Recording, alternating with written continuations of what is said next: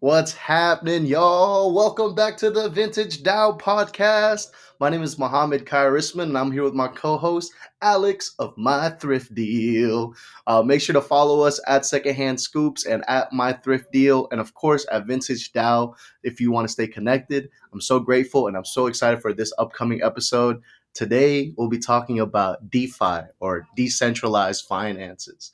Before we jump into it, Alex, you want to start with a quick definition on just kind of what decentralized finances is? Like, what is this? Like, what's decentralized finances, Alex? Yeah, I got you. I got you. So yeah, DeFi is the short term for it. Decentralized finance is the long term. But basically, the definition is a blockchain based financial system that doesn't rely on a central point of control.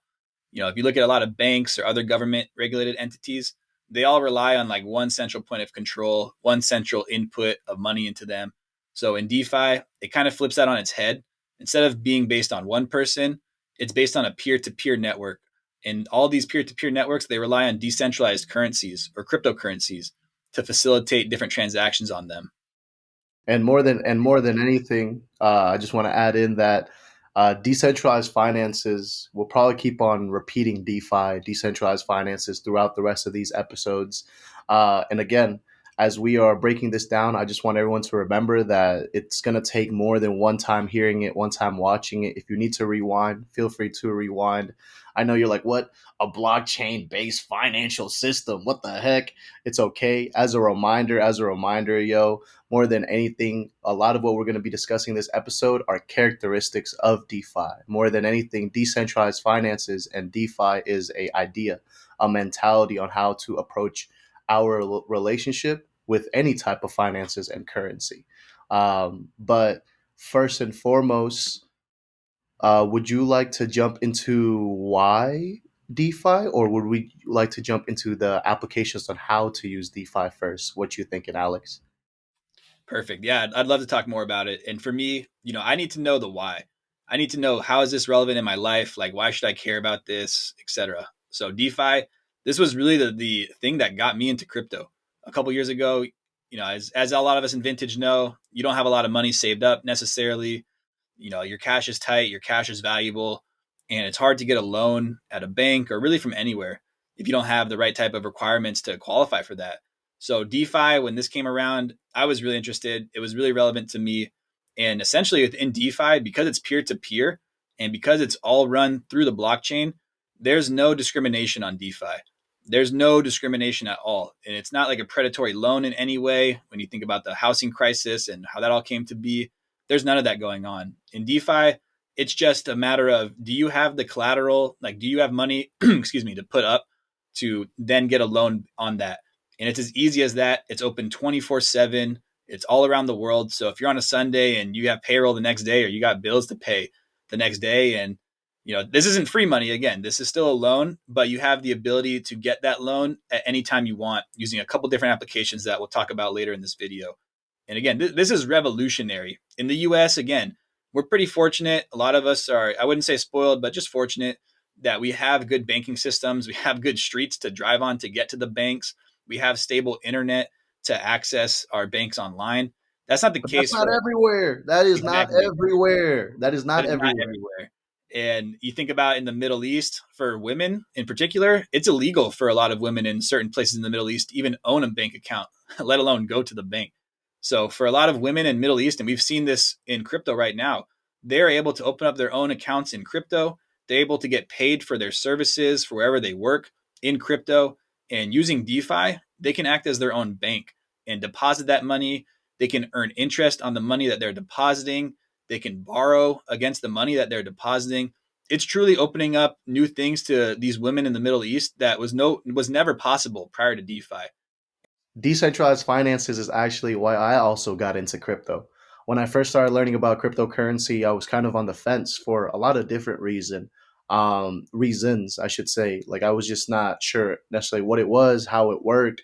I was familiar a little bit with the criticisms on crypto because of like the environmental costs and whatnot, but I didn't necessarily understand it in detail or like where it was or what it was. But I remember when I first started talking about Alex about decentralized finances, him giving examples of uh, DeFi systems being made in place to kind of equalize the playing field. You know what I mean? Like people that were former convicts or have a prior history, like they might not always be able to borrow or gain money or get lending from a money from a bank, but decentralized finances like doesn't discriminate on that. Like if you have the collateral to put in, if you have something to liquidate, like for these DeFi applications as a safety, then you're able to utilize it. You're able to be in this space. And the instant access was incredible. And I know we talked a little bit about it off camera, but it's like present examples is like what's happening presently with the Russian and Ukraine conflict right now. Like there are people that don't feel safe with their own nation's currency, and are like diving further and further into crypto. And so like just seeing like these DeFi ideas, mentality, decentralized financial finances mentality being used in real world cases in all types of different spaces, like it just lets me know that this idea of peer-to-peer finances, this idea of decentralizing our financial banking relationship, I guess, is revolutionary. Because I don't know, this is crazy. This is genuinely crazy, and I'm super excited to we are super excited to share with you how to utilize this. Yeah. Perfect. Perfect. Yeah, no, it's again, you might need to rewind. You might need a minute to soak it all in. You probably will Yeah. need to take a couple minutes to soak it in because it's everything going on in crypto. This is the next like the next revelation of technology. It's the next evolution of technology. This peer-to-peer network for money supply is like something we've never seen before. And so it's okay if it takes time to digest it. It's okay if it doesn't make sense at first. But truly, I think the more that you start to familiarize yourself with it, the more exposure that you give yourself to DeFi specifically, it's amazing. There's really no reason why you shouldn't use it. For me, I don't want to put my money in the bank at a 0.01% savings rate. I can deposit that same exact money as a stable coin, and I'll talk about what a stable coin is in a second here. But I can deposit the same money that I would put into the bank into a decentralized finance application, also referred to as a DApp. So if you hear us say DApp, it's decentralized application for finance. And I can deposit that money there and earn way more interest than I would have gotten at a bank. And I honestly I trust the peer to peer networks more than I trust the banks too. It's just It's because of that blockchain, Alex. It's the blockchain. yes sir, yes sir. But yeah, I said stablecoin. I'm sure for a lot of you, you don't know what a stablecoin is yet, but it is exactly what it sounds like. A stablecoin is a cryptocurrency that's pegged to a dollar. So no matter what, it's going to stay at $1. And this is pretty paramount to a lot of the different DeFi applications. There needs to be some type of a currency that doesn't suffer from any volatility. It's not prone to any price hikes or decreases, excuse me, in any of the price movements. A stablecoin will use the USDC, which is the US dollar coin, and that is what is pegged to a dollar. There's some other ones like DAI, which is actually the true kind of decentralized stablecoin. But for our purposes today, to keep it a little more simple, we're just going to talk about USDC and how that's relevant to the DeFi ecosystem. So I mentioned prior, let's say I had $5,000 in the bank. It's earning 0.01% interest rate. I can take that $5,000 using Coinbase. I can convert that to USDC. So it's still $5,000. It's not going to go up. It's not going to go down. But then I can take that money and deposit it into some of these DApps where I can earn up to 5%, 10% interest rate even for that same $5,000. And again, whether Ethereum goes up, whether Bitcoin goes up or down, wherever the price moves, those stable coins are stuck to a dollar.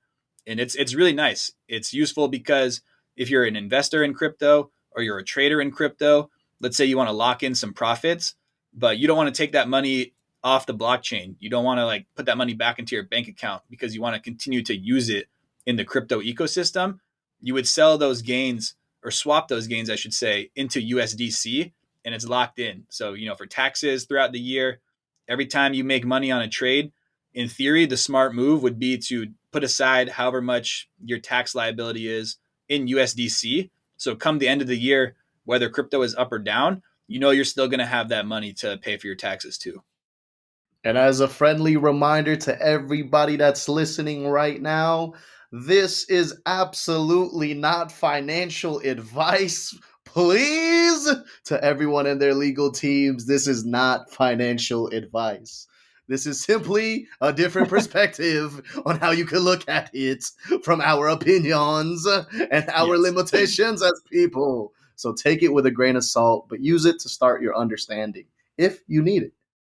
So yeah, we've heard a lot about, stable coins, dApps, DeFi, a couple of these buzzwords, but where do you actually do DeFi? Like where can I actually go and apply these things I'm learning? There's two main apps that I'm going to talk about today, Compound and Aave, and I'll put the URLs to those in the description below. So Compound and Aave, these are the number one and number two. Actually, Aave is number one, Compound's number two. Decentralized finance applications. There's over $12 billion of money that's deposited in Aave right now. 12 billion. Just let that sink in for a minute. Again, $12 billion of money from peer-to-peer networks of people around the world that is deposited into this application that the technology is using to facilitate loans instantly for people around the world. If your mind isn't blowing, I don't know, maybe you need to change the podcast or something, because to me, like, I get chills when I talk about this. It's so crazy. It's so crazy. Right now, you could go onto Aave, and this is what I'm doing personally. I have money deposited in Aave. I'm earning interest on the money. I'm not even borrowing against it right now. I simply have money deposited into these apps, and I'm earning interest on them passively. If I wanted to, I could borrow money and I could have, and like, maybe 60% to 70% of the collateral I can borrow against and have that in my account within 2 minutes, more or less. No matter what time of the day, no matter what day of the week, no matter anything, these services are always there. That is the beauty of decentralization. That is the beauty of blockchain. It's always there for you. It's always accessible, and it does not discriminate. So you can do it at any time, any place, anywhere. So we learned about some of the dApps. There's some other parts to DeFi. DeFi is really a concept. It's not one thing that you can just point to. It's a concept. And another part of DeFi that's critical to the whole ecosystem are these exchanges, the places where you swap one token for another token. So if you ever see the term DEX, DEX, that stands for a decentralized exchange. And the number one decentralized exchange is Uniswap. So we've talked about Uniswap a little bit in our other videos, but Uniswap is the number one decentralized exchange. Anybody can put any token onto Uniswap that they want. And, if it's not a popular token, if it doesn't have a lot of volume, they will give you a warning like, hey, be careful. We don't see a lot of activity on this token, so proceed with caution. It won't tell you that for the popular coins. But again, anybody can make a crypto, put it onto this decentralized exchange, which is very different from Coinbase, for example. On Coinbase, they are vetting the coins that they allow you to trade on there. It's not decentralized because they are the central point of authority on what coins get to go there and what doesn't. And in crypto, it's all about decentralization. So you need that decentralized exchange. Uniswap is the number one decentralized exchange where you can swap any token for another token that's on the Ethereum network. And people are gonna be asking, yo, this sounds kind of pretty legit, but what's the cons though? You know what I'm saying? Like what's the things we need to be aware of? More than anything, from my understanding of DeFi so far and what Alex has been sharing with me, it seems like the biggest thing that you need to be aware of is to, much like your normal finances, your normal banking in a centralized financial system, in a DeFi or a decentralized financial system, to make sure to not overextend yourself. Make sure you are aware of how much you have, because if you are in a place where your banking is not healthy, like, they will liquidate your collateral to put you in that healthier zone. You know what I'm saying? So you're kind of not in the red uh, of your finances. But more than anything, take everything we say with a grain of salt. If you need to rewind it, feel free to rewind it. Today, we talked a little bit about what DeFi is, what decentralized finances is, which is a peer to peer financial system that relies on blockchain technology rather than being facilitated through a financial institution. It's That's one big aspect of it. We talked a little bit about the dApps or the DeFi apps like Aave and Compound in terms of utilizing DeFi technology. We talked about why me and Alex are into DeFi a little bit: the accessibility, the financial freedom, the instant access, and just non-discriminatory framework of DeFi in general. You know what I mean? Like that is, I don't know, man. Like respectfully, that is so important. Like just being able to use the system without it. I don't know. Like you know what I mean? Like looking at you weird, side eyeing you. You know what I'm saying? Like those non tangible microaggressions, it doesn't exist in this DeFi world. More than anything, you're kind of humbled and put into a place where you're utilizing like anyone else is able to utilize it. Of course, all of our circumstances are different and move at the pace that you feel is right. But DeFi is a revolutionary, like technological advancement, and the fact that there's billions of dollars like being utilized from peer to peer usage of this, like that's insane to me. Please take some time to rewatch this episode, to send it out to a friend if you enjoy it. I'm gonna pass it to Alex to see if he has any closing notes. But more than anything, like I'm grateful y'all listen up to this far. Like if you listen to up to here, like we really, really, really want to thank y'all for real. For real, for real. Yeah, Go ahead. thank you for listening this much. I hope this was valuable for you to learn about. As always, Muhammad and I are available at any time, any place, anywhere. Shoot us a DM on Instagram for myself, my thrift deal, for Muhammad at Secondhand Scoops. Do your own research. This is not financial advice. Let me get those in there. But really, it's a beautiful system what DeFi is, and it works perfectly. It's all blockchain technology based. It communicates with everything else you're doing on the blockchain.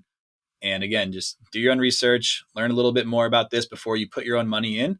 And I'm always happy to help. Mohammed's always happy to help. Thank you, everybody, for tuning in to the third episode here. What is DeFi? And go follow Vintage DAO. Go follow Vintage DAO. Go get your Vintage Punk. And go follow Vintage DAO on Instagram. Check us out on Discord. Connect with us. Reach out.